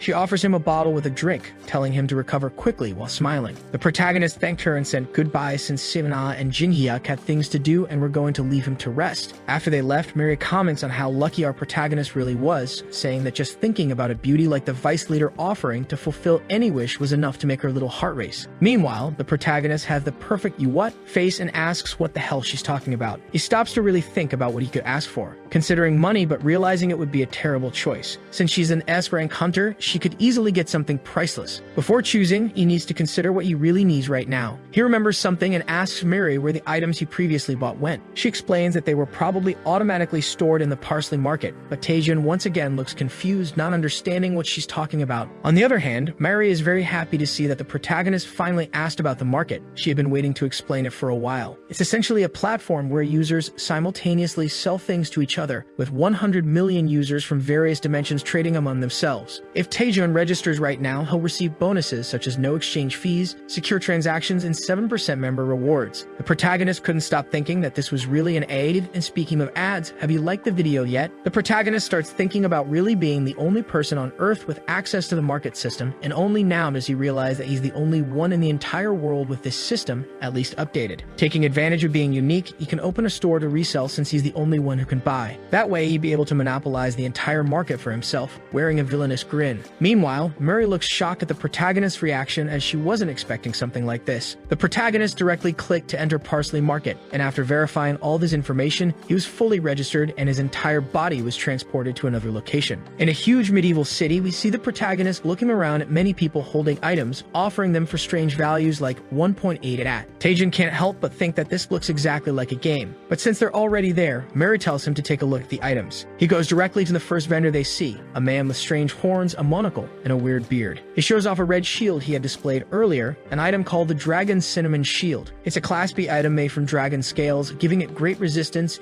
and it costs 18,000 parsley coins. He finally asks Mary how much a parsley coin is worth, and he is extremely shocked to learn that 18,000 would be approximately 240,000 magic stones, equivalent to a few million won. The worst part is that this is the base price for things in this market, so it only goes up from there. It's clear there's nothing here the protagonist can buy. However, he remembers he had picked up some items earlier that he could sell and wonders how much they would be worth. He pulls an item from his inventory, saying he's a newbie, and asks the horned bald man how much that staff would cost. Apparently, the staff is completely unsellable because it's cursed, and unless someone is a very powerful mage, they wouldn't be able to use it, making it impossible to sell. Since he can't sell the staff, the protagonist extends a strange stone to him, asking how much it's worth. Since it's from the same monster, a protagonist is genuinely surprised by its value, as it's worth nothing more than 10 coins. This is practically trash, and it shatters the hopes of a rich and monopolized future the protagonist was imagining. As the horned bald man waves goodbye, Mary tries to console him, saying that small amounts grow over time and that things don't happen overnight. You should relax. However, a man approaches, saying he wants to take a look at the crystal and asking if Taejun has time for a trade. It's actually a very short demon lord, but our protagonist says that the crystal is just some random junk. The demon insists he accept the deal, saying it's fine. As soon as he takes it in his hands and examines it, he confirms that he was right. If he were to improve that item, it would become very useful. Since he's there, he even covered the cost of the improvement himself. But before our protagonist can feel completely happy and grateful, the demon adds a condition. If the protagonist fails to improve the item, he will have to pay all the costs himself. But if he succeeds, it'll be free. Naturally, our protagonist is confused because the guy had a truly demonic grin while looking at Taejun. Of course, Mary realizes something's wrong and whispers into the protagonist's ear, warning him that the guy is actually a scammer. They basically trick rookies with absurd enchantment and upgrade costs, and it's the most common scam in the market. Only a fool would fall for it. The protagonist asks if he can stop upgrading whenever he wants, and of course, the demon agrees, knowing that the protagonist will fail somehow. And since our protagonist is the fool, he accepts the deal, leaving Mary panicked, trying to pull him away and saying this is going to go badly. But of course, our boy wouldn't enter such an unfair deal without a strategy. He has his own methods and tells her to sit and watch. He's about to show her what it means to break through with sheer luck. With his explosive growth activating again, the success rate has increased. And the strategies here are going to be quite simple. Basically, Taejun can keep upgrading as much as he wants, and the cost of each upgrade will be paid by the demon. But if he fails even once, he would have to bear all the costs himself. The greater the success, the higher the risk he would face. The demon transferred the items and money to our protagonist, asking if he would like to go to the perfect place. But our protagonist just scoffed, saying he didn't need something like that for the first upgrade. He clicked without fear, and the obsidian crystal became an item with a +1 enchantment. The demon congratulated him, saying that Taejun was already 80% closer to success. Slightly bolder than expected, the demon began provoking our protagonist, asking if he was really going to do just one upgrade and call himself a man. With a crazy smile, Taejun confidently declared that he would easily finally reach enchantment +9. The demon was left confused, asking if Taejun was really sure, as it was extremely risky. Internally, the demon was calling our protagonist an idiot and a beginner, since the chance of success for the +9 enchantment was less than 0.01% or 1 in 1,000. Of course, he sent all the items to the protagonist with a smile, already knowing he would fail. As soon as he received them, Taejun smiled and started clicking on the upgrade screen like a psychopath without even hesitating. Mary was in shock, screaming at him to stop, and the demon laughed, calling him crazy, saying that all the costs would fall on our protagonist. But our favorite trickster simply mocked him, showing the stone and revealing that it was a success. Just being +9 already guarantees +10 in all stats and an additional 20% mana recovery per hour. Laughing in the same position as before, not out of amusement, but because he was also in shock, the demon questioned how the protagonist had done it, as it was almost impossible. Even while trying to maintain his composure, internally he was panicking because Taejun had succeeded without a single failure, even wondering if our protagonist might be an administrator. But he couldn't let things end that way, as it would mean a huge loss for him. So he congratulated our protagonist, saying it was indeed an impressive feat, but since he had come this far, he might as well go for the final upgrade. After all, it was just one more enchantment to reach the maximum. The little red demon was now biting his nails and making some strange expressions that only Taejun noticed. Of course, our protagonist was a bit nervous about this challenge. Thanks to explosive growth, he had a 100% chance to upgrade up to level +9. The final upgrade, even with the buff, would only have a 10% chance, a far cry from the initial 0.001% or 1 in a million. If he insisted and failed, he would truly lose everything he had. Additionally, our protagonist was satisfied with his current stats, but he couldn't help but be curious about how overpowered a max-level item must be for the odds to be so low. Predictably, he couldn't resist his curiosity and agreed to do it, but he said he had one condition for the demon: to take him to the perfect place. Arriving at the peak Parian upgrade point, they saw many people without clothes, desperately begging for a chance to upgrade an item. Clearly, all of them had become addicted to the little tiger, having lost everything. Our protagonist could only feel the sorrow and sadness for the lost items. When Miri asked if that place really increased the chances, he simply said that nothing had changed, this time with his heart clenched in fear. The protagonist began explaining that luck is a flow. Whether you have a 10% or a 1% chance, at some point success will come. The real challenge was reading the flow of luck, as timing is essential for success, and anyone can overcome the odds even with ridiculous chances. Our protagonist began asking Miri if she couldn't feel the sorrow of so many items. He explained that there he could feel precisely when to proceed or when not to. The applause and regret of so many people served to determine the flow of luck, and at that moment, all the flow was with him. Without hesitation, he clicked to enchant again, and of course the demon thought he was crazy, as attempting a full upgrade was sheer stupidity, with almost zero chance of success. This left everyone tense, including 3 references that appeared in the scene: Robin, Dhalsim from Street Fighter, and a third character that was unrecognizable but seemed like a reference. In what could only be described as pure luck, the protagonist successfully upgraded the item to the maximum level and celebrated by shouting aloud, "Sai you," like Cristiano Ronaldo. The obsidian crystal was now +10 with something called Twilight Glow. Everyone around was stunned, because not only was it the first time seeing a max upgraded item, but it was also made from a material of national power. Of course, now that the little red demon had lost, he was furious, calling our protagonist a scammer. But as the saying goes, a hustler is a hustler, and a fool was a fool. Even as the demon accused Taejun of using some illegal means like a program to cheat the system, the protagonist simply asked who the real scammer was, since the demon had been trying to extort him while pretending to help. Angry, the demon warned that Taejun would never log in again under his watch and began filing complaints. However, the protagonist simply blocked him and left the parsley market, leaving the scammer behind, screaming for his resources to be returned. Back in his hospital bed, Taejun was celebrating having mastered an item for free, calling the demon cute. Of course, Mary scolded him, saying it was far too risky. If he had lost, he wouldn't have been able to pay for all the coins and materials. But our little actor just said that if he had failed, he would have simply run away. Once again, he entered Psychopath Mode 2.0, staring at the obsidian crystal and asking it who the real scammer was, calling the demon naive and dumb. Of course, he was happy because he had received excellent information from the market. While holding the staff, he said he might even be able to use it. Cutting to the top floor of the Clear Sky Guild Hospital, where Siu Yanhua's office was located, our protagonist entered, greeting the guild's vice leader. Out of politeness, she asked if he was feeling better. He replied that he was, and although he wasn't fully recovered, he could at least move around. She mentioned that if he had come there, it was because he had decided what he wanted. Meanwhile, she thought about how undeniably Taejun had placed first in the test, and if her intuition was correct,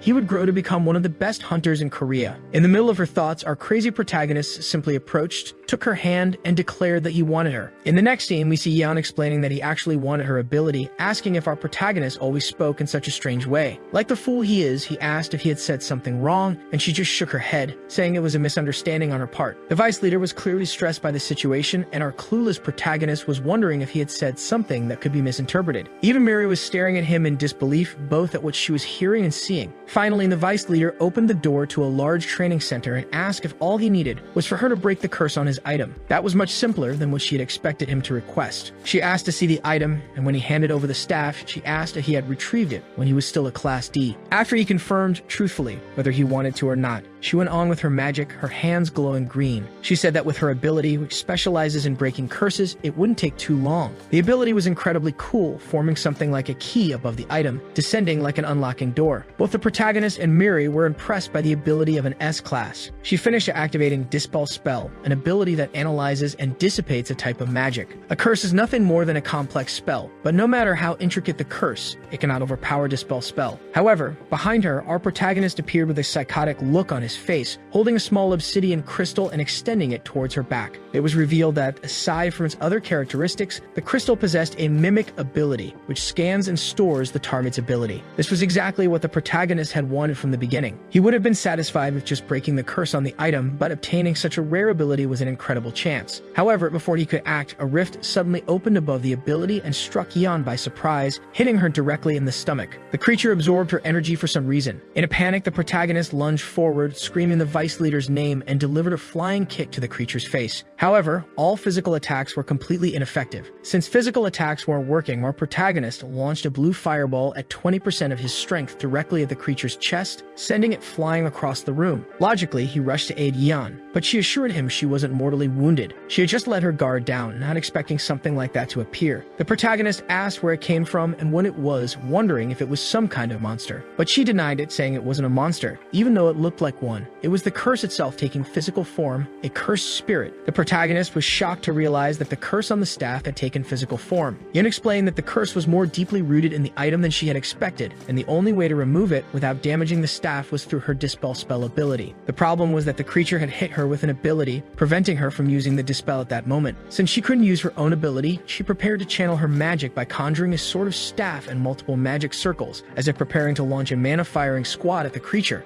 However, this would destroy the protagonist's staff, which he obviously wasn't happy about. In desperation, he asked if she had an ability called Power Infusion, begging her to lend him Dispel Spell. Even though his idea wasn't bad, she warned him that the cursed spirit wasn't something he could defeat just by borrowing her power, as it was a high-level curse with a complex spell structure. Even she would need time to eliminate it. He agreed with her reasoning, but asked if she could trust him just this once. Overcome by his charisma, she disabled her active ability and told him to listen carefully, as without her guidance, it would be very difficult. She placed her hand on his back and he began to absorb her energy. She warned him that it wouldn't last long, so he needed to be quick. With the Power Infusion buff, he was allowed to use Dispel Spell. He thought that if she couldn't do it, he had to succeed. Out of the corner of his eye, he spotted the crystal on the floor and began copying the ability while using Dispel Spell as a shield, preventing the creature from approaching. The crystal finished mimicking Yanhua's S-class ability, and we saw that it had 2 slots for storing abilities, meaning there was still 1 more slot available. Apparently, our protagonist was lucky, as he had the Calculator ability. It fused with Dispel Spell thanks to explosive growth. Instead of manually calculating everything like Yan, the ability calculated everything for him automatically. It was basically like hacking. Having finished copying, the vice leader began to instruct him on what to do to use the ability properly, but he simply said he didn't need her help. He had already figured it out. She was confused since this wasn't something one could learn through instinct, yet he told her to trust him. The green energy turned blue, the color of his own energy. Forming an energy gauntlet, he delivered a massive punch, yelling at the creature that he needed the staff,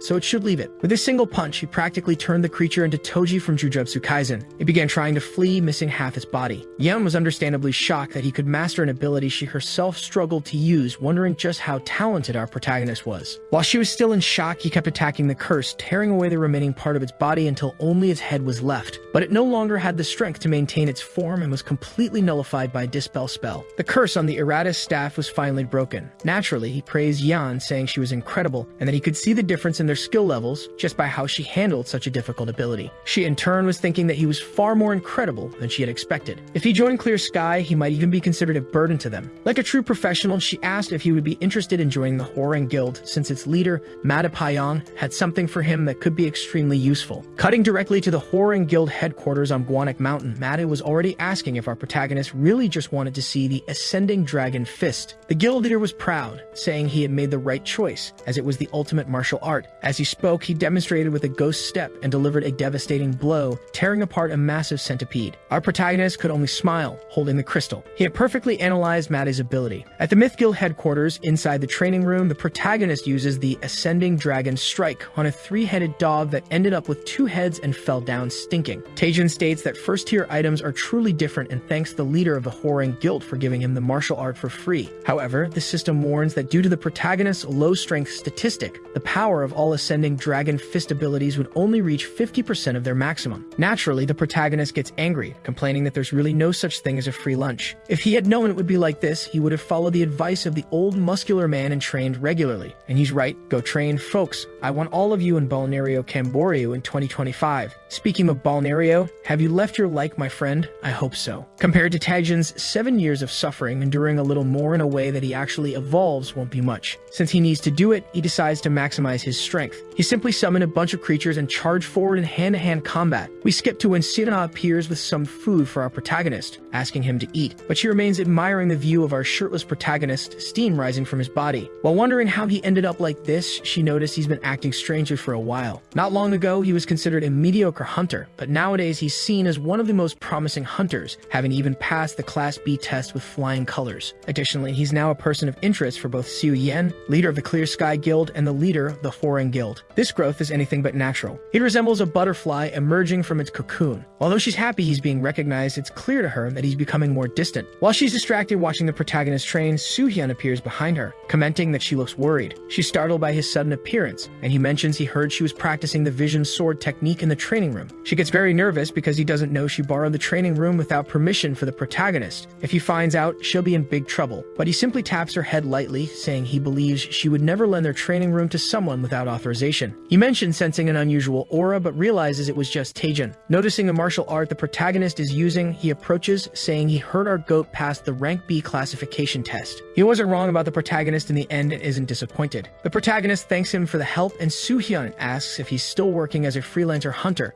Since our protagonist hasn't joined a guild or group, he's still freelancing, so it's not a problem for Soo-hyun to make an offer right then. With the protagonist showing interest, he begins to explain that they had scheduled an expedition in a few days with Siona as the team leader.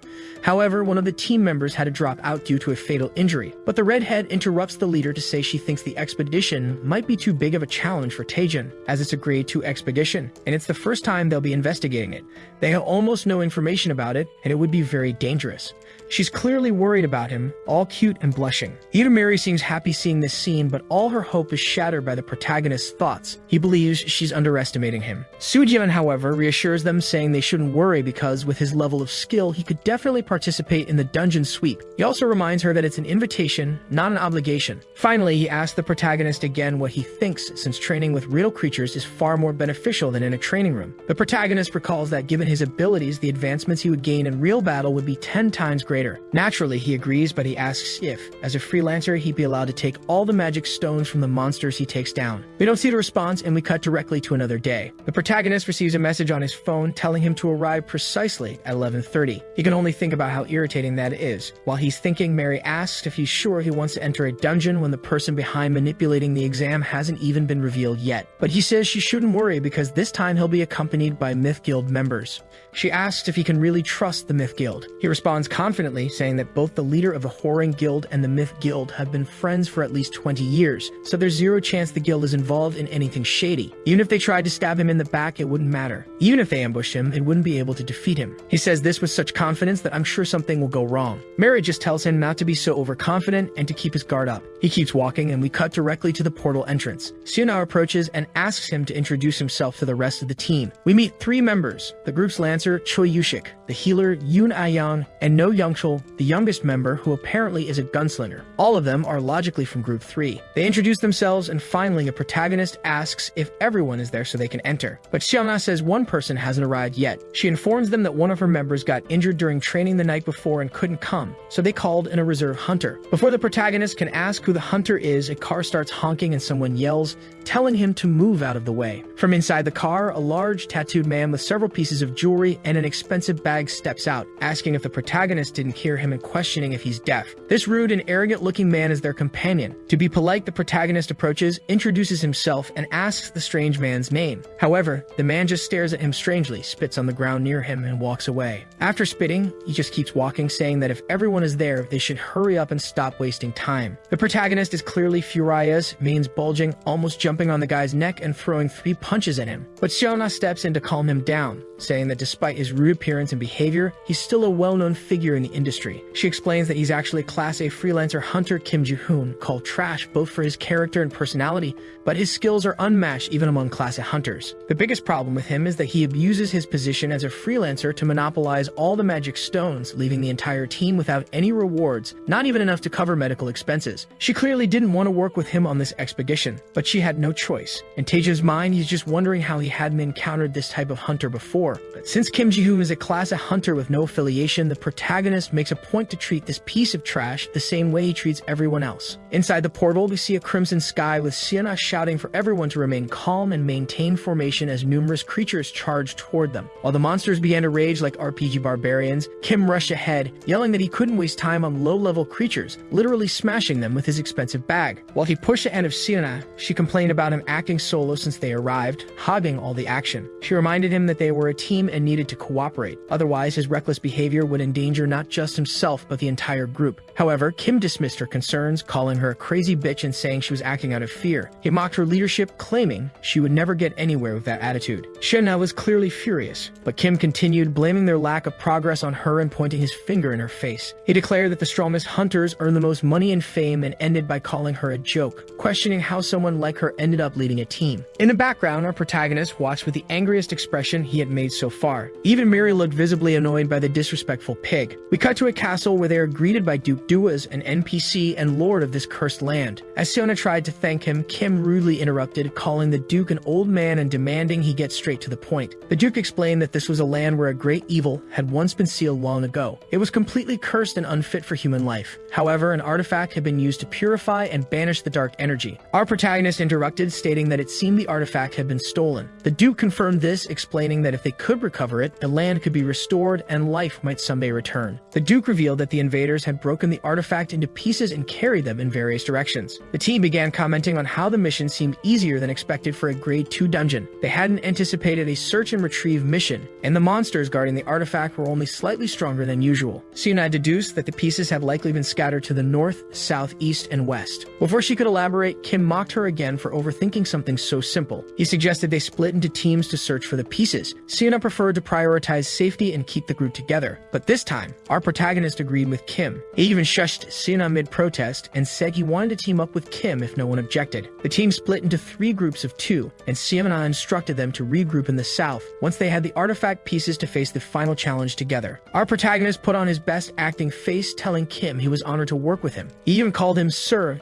and said he was inspired by Kim's speech to Siona. He agreed that stronger hunters deserved more money and fame, claiming he wanted to follow Kim's example. Kim, pleased with the flattery, asked for the protagonist's name and said he would help him as long as he stayed close. They eventually arrived at a graveyard, and the protagonist asked why Kim chose this spot. Kim nonchalantly said it was because there seemed to be a high concentration of monsters there. If any monster appeared, they could deal with it. Still in acting mode, the protagonist asked if he could stick to a smaller area since he was afraid of holding Kim back. Kim allowed it and moved to the other side. However, as time passed and no monsters appeared, Kim grew frustrated and shouted for them to stop hiding. Meanwhile, Taejun, the protagonist, was already farming monsters in his area, collecting high-quality magic stones. Kim grew even more irritated when he realized the monsters were only appearing near Taejun. He briefly wondered if the protagonist had planned this but dismissed the thought, believing him to be too inexperienced for such foresight. Frustrated, Kim resorted to using his area-wide taunt ability, yelling for the monsters to stop hiding and come out. Taejun smiled, his expression expression turning downright psychotic as he saw Kim use the taunt ability. We see a flashback where Seona had explained Kim's ability outside the gate. She mentioned that while Kim wasn't particularly special as a melee hunter,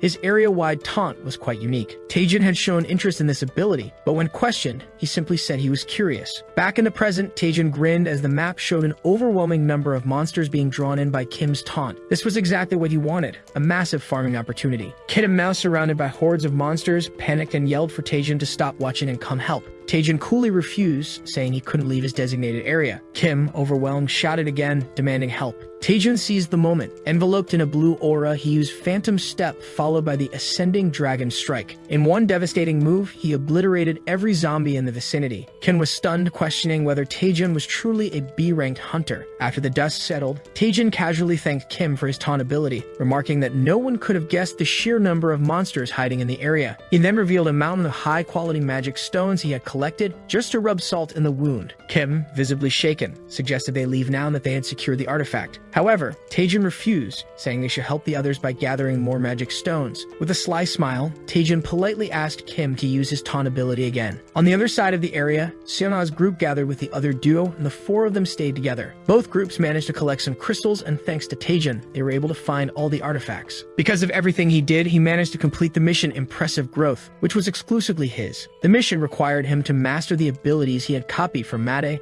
he fully mastered the Ascending Dragon Fist, allowing him to use it at 100% power. The sharpshooter, in particular, was impressed by the number of crystals our protagonist gathered, as they couldn't even fit into a single inventory. To maintain his good guy image, he offered for them to take some, leaving Kim very surprised, but Miri even more so. Everyone declined, as it would be taking advantage of the protagonist's kindness since he had earned everything himself. However, he insisted, saying that everyone had worked hard and he already had plenty of stones. Kim had shared some with him earlier, so he was merely following his example. To confirm his point, he lightly threatened Kim by asking if he was right, and of course, Kim agreed. They all thanked both the protagonist and the big guy, and in the end, they started collecting the magical stones. Seona, however, was lost in thought about the situation, as she didn't know exactly what the protagonist had done, but he had clearly succeeded. While all this was happening, Mary began asking if the protagonist was okay with distributing magical stones, but he simply said it was all about image. The guy was simply the reincarnation of Lloyd, and nothing could convince me otherwise. Back at the Duke's castle, we see him greeting the hunters and thanking them for gathering the artifacts, as now, thanks to them, the cursed land could bloom with life. Seona asked where they should offer the artifacts, and the Duke said they could give them to him since, as the lord of the land, he would make the offering himself. But this made the redhead thoughtful, and she asked an interesting question. When he first gave them the mission, he said he hadn't been able to protect the artifacts from the barbarians, and as a result, the sealed evil was released and killed everyone there. He confirmed this, but she continued with the truly important question. How did he survive? This made the atmosphere extremely tense, and the lord began laughing, saying she was indeed clever, and that most people would never notice this. However, it was already too late, as he had been regaining his power ever since they brought the artifacts into the castle. As he spoke, he removed the cloak he was wearing, revealing his true appearance. He also revealed himself as the secret boss, a high-ranking vampire Duke Duas, also known as the Great Evil,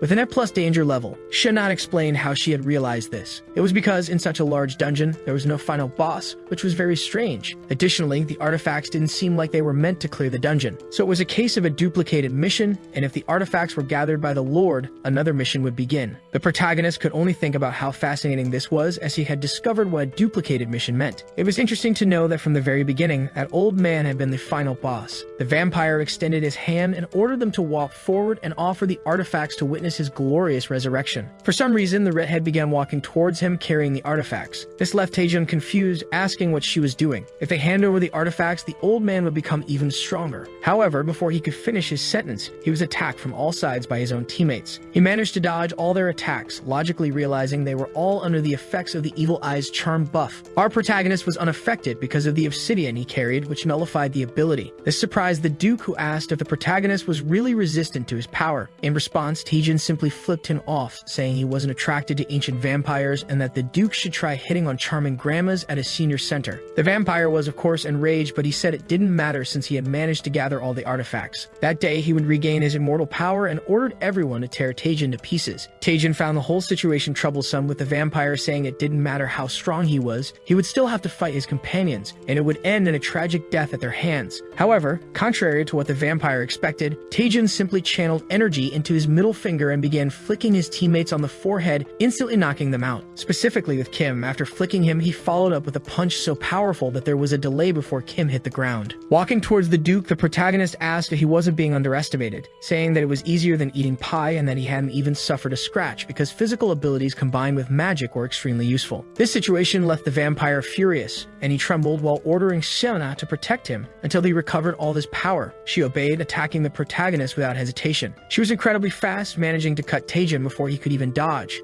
She was the only one he could knock out with a simple flick. Of course, if he used the Ascending Dragon Fist, he would win immediately, but the damage caused to her would be fatal. As he thought about all of this, he kept barely dodging her attacks. The vampire in the background began to speak, saying that he finally understood. It was clear that the two of them were in love with each other. That explained why Taejin wasn't attacking her, and it would be a tragedy if one of them were to die at the hands of their beloved. Taejin's expression was literally, "Are you out of your mind, brother?" But as he stared at the vampire, asking what the hell he was talking about, Mary warned him to look at Seona, who had stopped moving, completely frozen. The protagonist realized that for some reason, the vampire's charm ability had weakened for a moment. Even the Duke looked confused, ordering her to move and kill Taejin. At this point, the vampire was absolutely convinced that they were in love. The protagonist also noticed that she had apparently reacted to what he had been saying. Strong emotions might break someone free from enchantment temporarily. Even without full certainty, it was worth a try. Suddenly, he began speaking, saying he wasn't sure how this would sound, but he had something he wanted to tell her for a long time. He asked if she remembered last Christmas when she gave him a wallet, saying that a man with a good wallet would attract a lot of money. The atmosphere grew strangely tender, but of course, our madman broke the mood by saying he had sold the wallet at the market. He wasn't supposed to sell it, but he was financially desperate and had no choice. Mary was visibly disappointed, staring at him, but Taejin was sure that her anger would keep her frozen for a while. He began shouting at the vampire, asking how he dared to touch his friends, and Taejin made it clear he would never let the vampire use that ability again. To achieve this, he cast the Taejin-style Nullification Strike and simply jabbed both his fingers into the vampire's eyes with Dispel magic. The little vampire was desperate, commanding the protagonist to remove his fingers from his eye right at that moment, but our madman simply said that he wouldn't do it and would continue as he was until death. The structure of the vampire's ability began to be calculated as he screamed, and once it reached 100%, the ability was completely nullified. Thanks to this, the Duke managed to free himself, but the damage to his eyes remained, and of course he was confused about what the Prota had done to his eyes. But he realized that this was done to break his powers once the people who were unconscious began to wake up. But this didn't make sense to him, as no one had ever been able to do this. It could only happen if at some point his mana had run out. Furious and confused, he asked again how our Prota had done it. But our madman is clever and simply asked why he should care, since he was going to die anyway, so he didn't need to know. Then he started mocking even more, saying that if he was really curious, he could just look it up in a wiki. But he couldn't do that while dead. Clearly, the Duke was getting angrier, thinking about how our Prota dared to joke around to the limit, but he wanted to see how long he would keep that smile on his face, stating that the one who would die wouldn't be him but the protagonist. He shouted that he wanted to put a death on Taejin's smile as he began to run towards him with a sword made of blood. But before he could get close, the redhead appeared, delivering a strike that severed the hand holding the sword,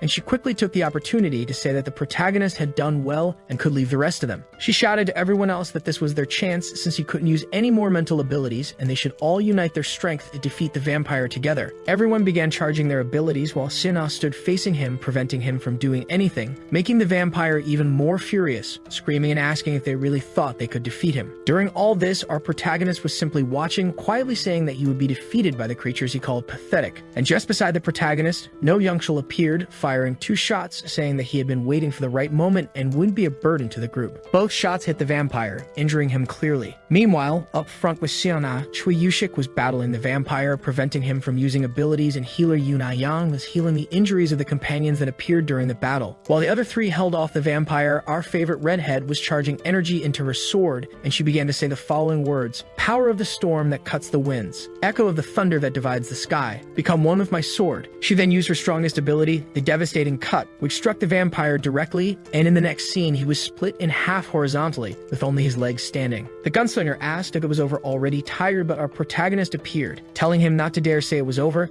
simply launching his ultimate attack, the Kamehameha, at 100% power, a blue fireball that completely consumed the vampire's body and the region he was in, along with the artifacts. After finishing the ability, he said that he was Lee Taejin and would never lower his guard, even at the end. And while the Lord's charred body lay on the ground, Sena said it had been close, as she knew something was wrong with the Lord, but she hadn't expected him to be able to use mental control. The gunslinger said that when he regained his senses, the protagonist was pulling the vampire's eyes out, congratulating him for reading the Duke's abilities. But the protagonist asked if they didn't remember exactly what had happened, and even though the redhead asked why he wanted to know, he simply said it was for no particular reason, though we know he didn't want her to remember what he had said to her. And since the gate to leave had already opened, they could go back and have a barbecue together to celebrate as they deserved it. The redhead was the only one who remembered Kim looking for him, but he was still lying on the ground like trash. And of course, she asked if the protagonist had anything to explain, but he said it didn't matter. Unfortunately, it wasn't a serious injury, so he would be fine. Therefore, they were going to leave immediately, and the healer asked if the protagonist would like to join them for the barbecue. However, he said that he had some things to do, and Siona directly asked if there was any other plan beyond them. But it wasn't anything major, he just wanted to explore the dungeon, as it was very different from the others, and he wasn't sure when he would be able to enter one like this again, so he wanted to analyze it closely. It was like a form of training. Everyone admired this thought from our prota, and especially the redhead said that he was always full of energy, and she truly admired his dedication, both in the past and now. But she approached him and placed her hand on his face, asking him not to overdo it. She then stepped back, saying that he could call them when he was done,